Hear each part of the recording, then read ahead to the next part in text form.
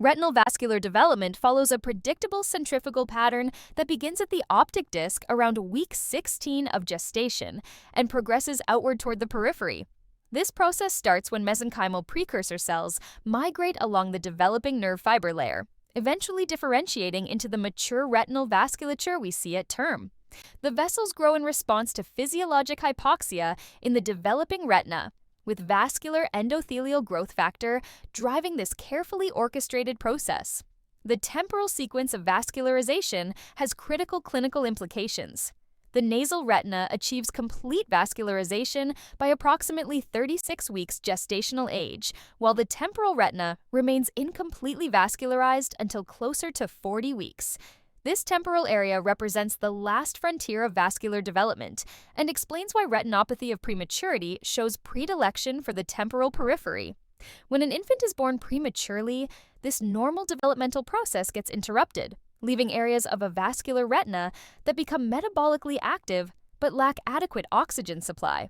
This incomplete vascularization at premature birth sets the perfect stage for ROP development. The avascular peripheral retina continues to have metabolic demands, but lacks the blood supply to meet them, creating relative hypoxia that triggers abnormal neovascularization. Understanding this normal developmental timeline helps predict which premature infants face highest risk and why ROP screening protocols focus so heavily on gestational age at birth and the specific zones of the retina that remain incompletely vascularized. Retinopathy of prematurity represents a proliferative vascular disease unique to premature infants, where abnormal blood vessel growth threatens vision in the developing retina. This condition stands as the leading cause of childhood blindness worldwide, particularly in countries with advancing neonatal intensive care, where more extremely premature infants survive. The epidemiology tells a compelling story about risk stratification. Incidence correlates inversely with both gestational age and birth weight, meaning our smallest, most premature infants face the highest risk. Looking at the numbers, approximately 68% of infants weighing less than 1,251 grams develop some degree of ROP. More concerning, 37% of these tiny infants develop clinically significant disease requiring intervention. These statistics drive our screening protocols and help identify which infants need the closest surveillance. The disease follows a characteristic two-phase process that begins with vascular growth cessation and potentially progresses to destructive neovascularization. Understanding this biphasic nature helps explain why ROP doesn't manifest immediately after birth, but rather develops over weeks as the retina matures. This temporal pattern shapes our screening timeline. We don't screen immediately, but wait until the infant reaches the post-menstrual age when ROP typically manifests. Phase 1 of ROP begins immediately at birth when the premature infant transitions from the relatively hypoxic intrauterine environment to the extrauterine world. Even room air represents relative hyperoxia compared to intrauterine oxygen tensions, and this shift has profound effects on the developing retinal vasculature. Oxygen acts as a potent suppressor of vascular endothelial growth factor production, essentially telling the developing blood vessels they don't need to grow anymore since oxygen seems plentiful.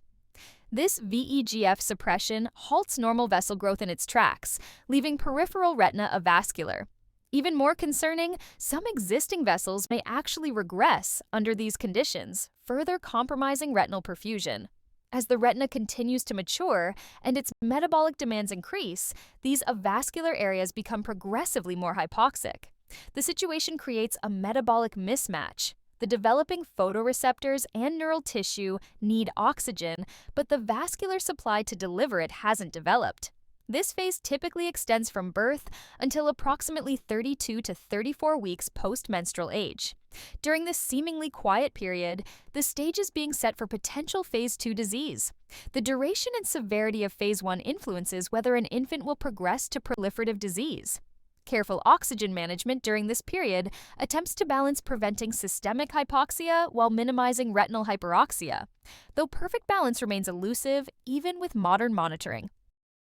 Phase 2 begins when the metabolic demands of the increasingly hypoxic avascular retina trigger excessive VEGF production, typically after 32 to 34 weeks post-menstrual age. This hypoxia-induced VEGF surge drives pathologic neovascularization at the critical junction between vascularized and avascular retina. Unlike normal retinal vessels that grow along the retinal plane, these abnormal vessels proliferate perpendicular into the vitreous cavity where they have no structural support. These aberrant vessels are fragile and prone to hemorrhage, lacking the normal architecture and barrier function of healthy retinal vasculature. When they bleed or leak, the resulting fibrovascular proliferation creates scar tissue that contracts over time. This cicatricial process generates tractional forces on the retina, potentially leading to the most feared complication: retinal detachment. The progression from neovascularization to detachment can occur rapidly, sometimes within weeks, making timely detection and intervention critical. The location and extent of this proliferative disease determines both treatment urgency and visual prognosis. Posterior disease affecting Zone 1 carries the worst prognosis, while peripheral Zone 3 disease may regress spontaneously. Modern treatment with anti-VEGF agents or laser photocoagulation aims to halt this proliferative phase before irreversible structural damage occurs. The window for intervention is narrow, emphasizing why standardized ROP screening protocols save vision. The zone classification system for ROP divides the retina into 3 concentric areas, centered on the optic disc, with zone location directly correlating to disease severity and visual prognosis. Zone 1 encompasses the most posterior retina, defined as a circle with radius twice the distance from the optic disc to the fovea. This relatively small area contains the macula and all the critical architecture for central vision, explaining why Zone 1 disease carries such ominous implications for visual outcomes. Zone 2 extends from the edge of Zone 1 to the ora serrata nasally and to the anatomic equator temporally. This middle ground captures most ROP cases and represents retina that's functionally important but not critical for central vision.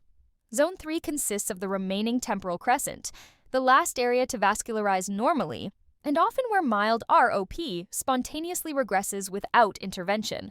The key principle here is that more posterior disease equals more severe disease. Zone 1. ROP threatens the visual structures we absolutely cannot afford to lose, requiring the most aggressive intervention. When examining an infant, determining the zone accurately drives every subsequent management decision. The examining ophthalmologist maps where the vascular-avascular junction sits, and that location immediately stratifies the infant's risk and treatment urgency. The staging system for ROP describes the appearance and severity of abnormal vascular proliferation at the junction between vascularized and avascular retina. Stage 1 appears as a flat demarcation line, essentially a visible border where normal vessel growth stopped. This thin white line represents the mildest form and often regresses spontaneously as vascularization eventually resumes its normal peripheral progression. Stage 2 evolves when that demarcation line develops height and width, becoming an elevated ridge. The vessels behind this ridge may appear engorged, and small isolated neovascular tufts might be visible. Stage 3 marks the critical transition where extraretinal fibrovascular proliferation extends from the ridge into the vitreous cavity. These abnormal vessels growing perpendicular to the retina signal aggressive disease, requiring treatment in most cases. Stages 4 and 5 represent the consequences of unchecked proliferation. Stage 4 involves partial retinal detachment, subdivided based on foveal involvement. 4A spares the fovea maintaining some visual potential, while 4B involves the fovea with devastating visual consequences. Stage 5 represents total retinal detachment, typically funnel-shaped with minimal hope for functional vision despite surgical intervention. The progression through stages can be rapid, particularly from stage 3 to 4, reinforcing why frequent screening and timely intervention at stage 3 remains crucial for preserving vision. Plus disease represents a critical modifier in ROP classification, indicating severe disease activity through posterior pole vascular changes. The hallmark findings include venous dilation and arteriolar tortuosity affecting at least 2 quadrants of the posterior pole.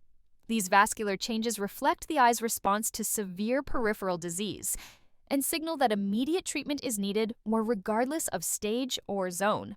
The distinction between plus and pre-plus disease often determines treatment timing.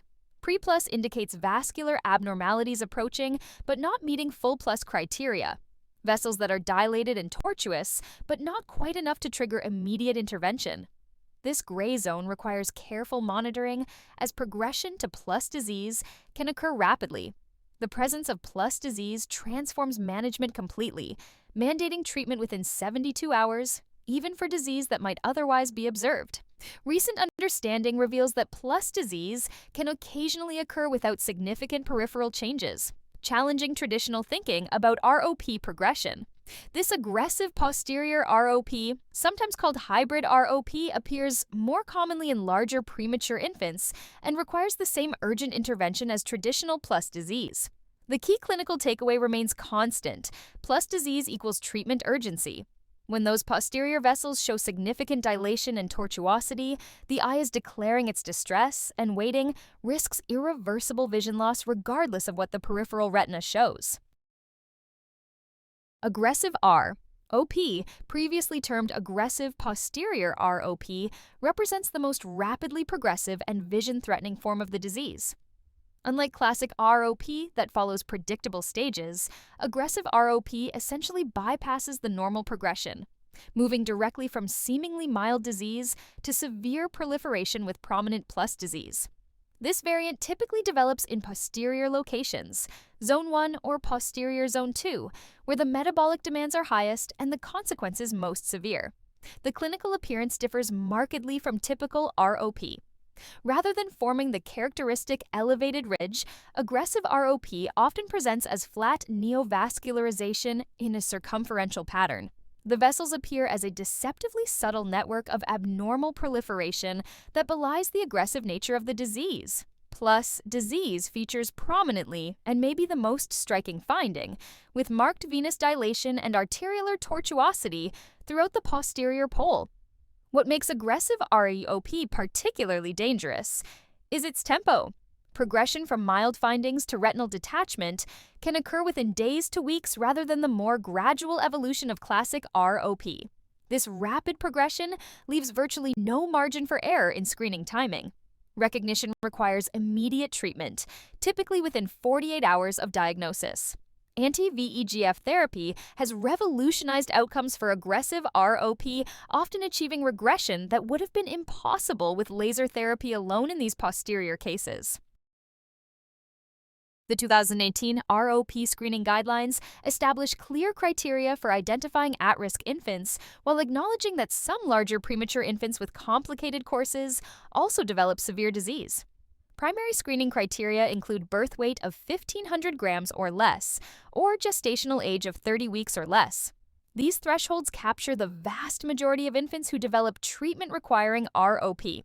Additionally, infants with birth weights between 1,501 and 2,000 grams who experience an unstable clinical course should be screened at the discretion of the attending neonatologist. Timing of the first examination follows a specific algorithm designed to catch ROP at its earliest detectable stage while avoiding unnecessarily early exams. The first screening occurs at 31 weeks post-menstrual age or 4 weeks chronological age, whichever is later. This timing ensures the retina has reached sufficient maturity for ROP to manifest if it's going to develop. Starting earlier rarely identifies disease and subjects fragile infants to stressful examinations without benefit. Screening continues until one of two endpoints. Either the retina achieves full vascularization to the ora serrata, or any ROP present has regressed with low risk of reactivation. Some infants require screening well into their original due date or beyond, particularly those with persistent peripheral avascular retina. The commitment to complete screening follow-through prevents late reactivation of disease that could threaten vision after initial improvement.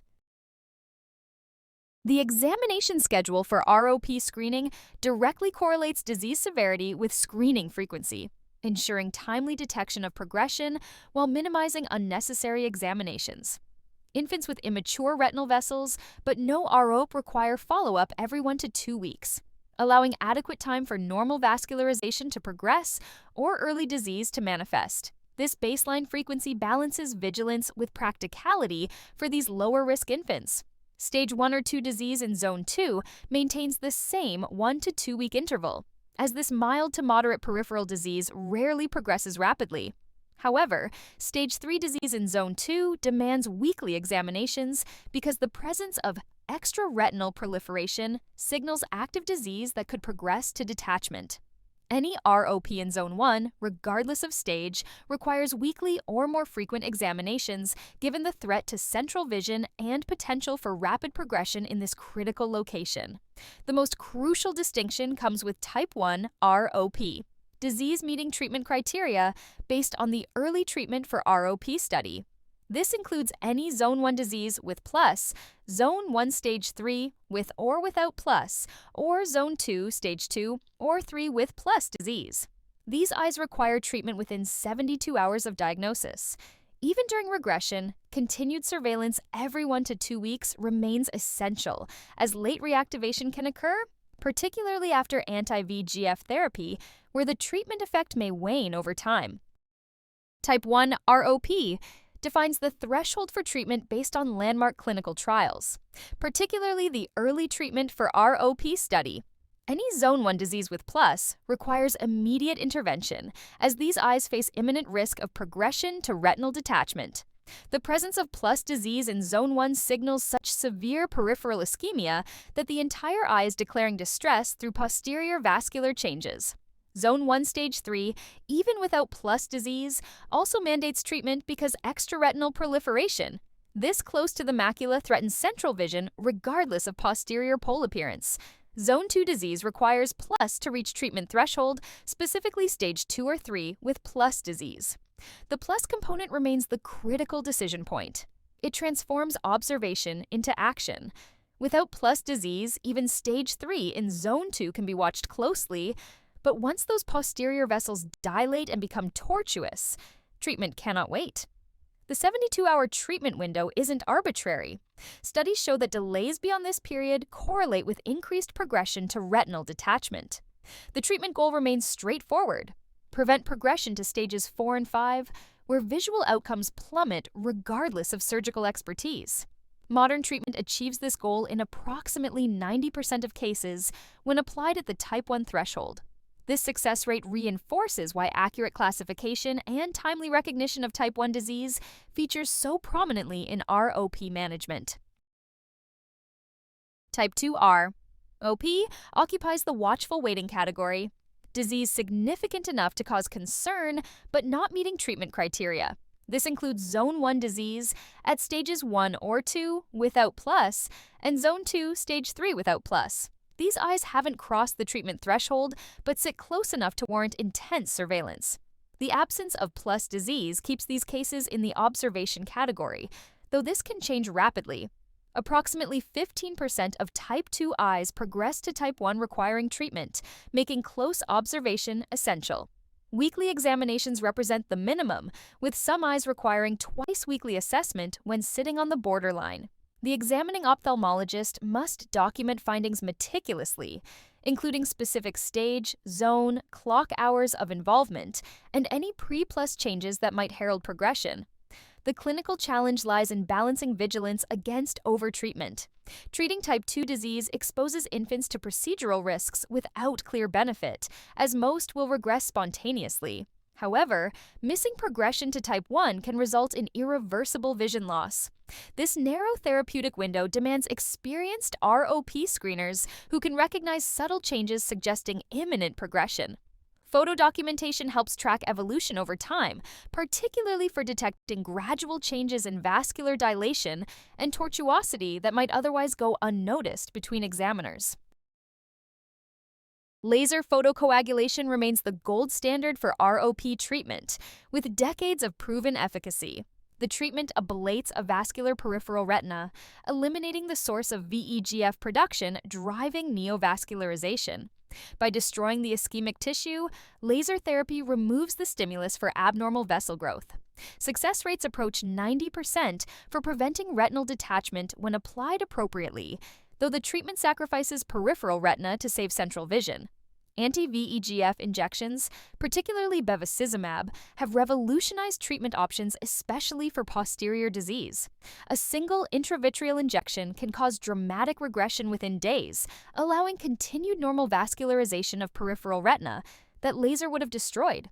This preservation of peripheral retina provides better long-term visual field outcomes.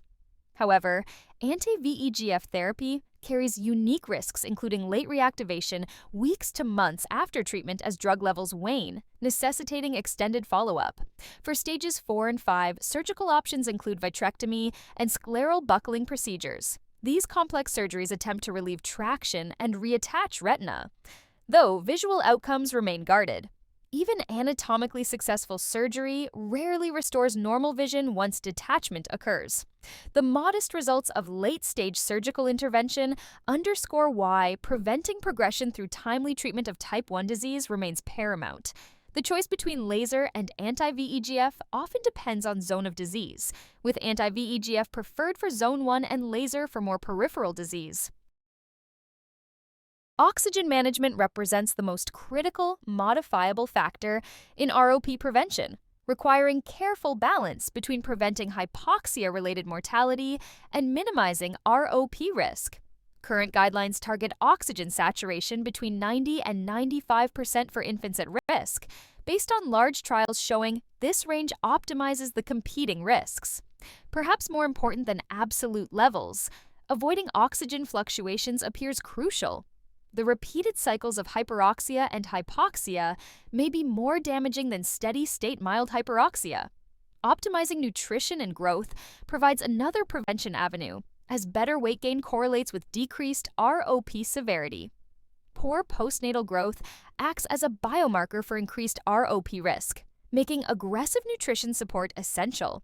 Infections trigger inflammatory cascades that may worsen ROP. So meticulous infection prevention and prompt treatment when infections occur can modify disease trajectory. Similarly, wide glucose fluctuations associate with severe ROP, making tight glycemic control another modifiable factor. Vitamin A and E supplementation showed initial promise but remained controversial with mixed trial results. Current evidence doesn't support routine supplementation solely for ROP prevention. More promising, IGF-1 supplementation is under active investigation based on observations that low IGF-1 levels correlate with severe ROP. This growth factor normally promotes both somatic growth and retinal vascular development, making supplementation biologically plausible for infants with low levels. The majority of ROP cases regress spontaneously without requiring treatment, particularly mild peripheral disease that resolves as vascularization eventually reaches the ora serrata. For infants requiring treatment, modern therapy achieves excellent anatomic outcomes with approximately 90% avoiding retinal detachment. However, successful treatment doesn't mean normal eyes. These infants face lifelong increased risk for various ocular complications that mandate ongoing surveillance. Myopia develops in up to 80% of infants with significant ROP, often high myopia requiring strong corrective lenses by school age. The mechanism likely involves altered eye growth following ROP, with treated eyes showing even higher myopia rates. Strabismus affects nearly half of ROP survivors, as the visual system struggles to develop normal binocular vision after early retinal disease. This misalignment further increases amblyopia risk, creating a cascade where one problem compounds another. Perhaps most concerning, successfully treated ROP eyes remain at risk for late retinal detachment, particularly during adolescence. These detachments differ from acute ROP detachments, often occurring at the junction between treated and untreated retina years after apparent stability. This sobering reality means every severe ROP survivor requires lifelong ophthalmology follow-up with counseling about warning symptoms like flashes, floaters, or visual field defects. Early detection of late complications can preserve vision, but only if patients understand their ongoing risk and maintain appropriate surveillance.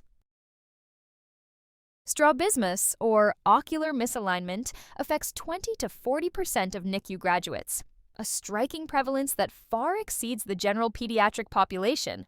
This high incidence reflects the multiple neurologic and ophthalmologic insults these vulnerable infants experience during their early development. The visual system requires precise coordination between extraocular muscles, cranial nerves, and cortical control centers, making it particularly susceptible to disruption from prematurity-related complications. The risk factor profile reads like a roster of common NICU morbidities. Retinopathy of prematurity leads the list, with strabismus developing in nearly half of infants with severe ROP, regardless of whether they required treatment. Intraventricular hemorrhage disrupts the delicate neural pathways controlling eye movements, while periventricular leukomalacia damages the white matter tracts essential for coordinated ocular motility. Extremely low birth weight serves as both an independent risk factor and a marker for cumulative neurologic stress that predisposes to strabismus. The timing of strabismus onset carries clinical significance, while alignment abnormalities might be present from birth. Many cases don't manifest until 3 to 4 months corrected age, when the visual system should be establishing binocular vision. This delayed presentation means early NICU follow-up exams might miss developing strabismus, reinforcing the need for continued ophthalmologic surveillance throughout the first year and beyond.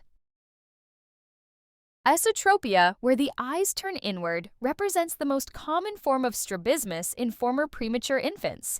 This inward deviation often develops as the visual system struggles to coordinate focusing and alignment, particularly in infants who also develop significant refractive errors. Exotropia with outward eye deviation occurs less frequently but can be equally problematic for visual development. Vertical deviations, while less common, often indicate more complex neurologic involvement and typically accompany horizontal misalignment rather than occurring in isolation. Clinical evaluation begins with the corneal light reflex test, where a penlight held at the infant's eye level should produce symmetric reflections in both pupils. Asymmetric reflections suggest misalignment, with the deviated eye's reflex displaced opposite to the direction of turn. The cover-on-cover test provides more definitive assessment. Covering one eye forces the misaligned eye to fixate, and movement indicates strabismus. These evaluations require patience with infants, but provide crucial objective data. Distinguishing true strabismus from pseudostrabismus prevents unnecessary referrals while ensuring real pathology receives treatment. Pseudostrabismus, common in infants with broad nasal bridges or prominent epicanthal folds, creates the illusion of crossed eyes despite normal alignment. The corneal light reflex remains symmetric in pseudostrabismus.